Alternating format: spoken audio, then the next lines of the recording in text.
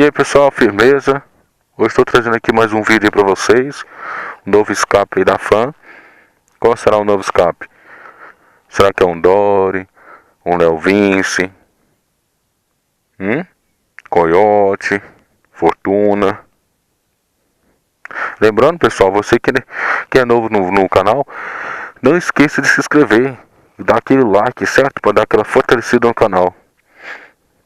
Pessoal, eu não sou muito chegado no escapamento original. Não curto não. E aí eu tive que ficar um bom tempo com o escapamento original, mas eu não curto.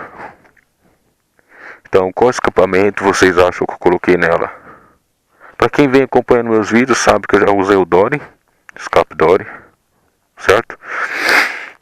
E já usei o escape estralado, Fortuna. Esse aqui é um escape que eu coloquei e é o mesmo que eu já usei. Mas qual será? Solta aquela música de suspense.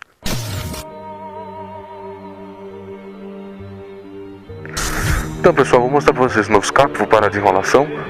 Opa! Tadã! Fortuna.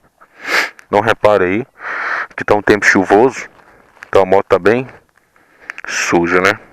Não tá daquele jeito. Então esse aqui é o escape Fortuna, certo?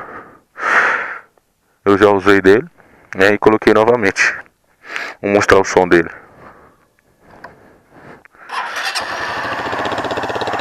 Olha como é que é o som dele.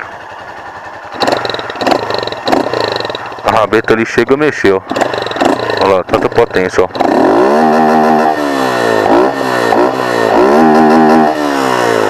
Então é isso aí, pessoal. Esse aqui é o novo escape aí da Fan. Vocês vão acompanhando novos vídeos. Dá aquele like, tá? Pra vocês estar acompanhando novos vídeos. Que o YouTube só tá notificando aqueles que dão like. E é nóis, tamo junto, falou!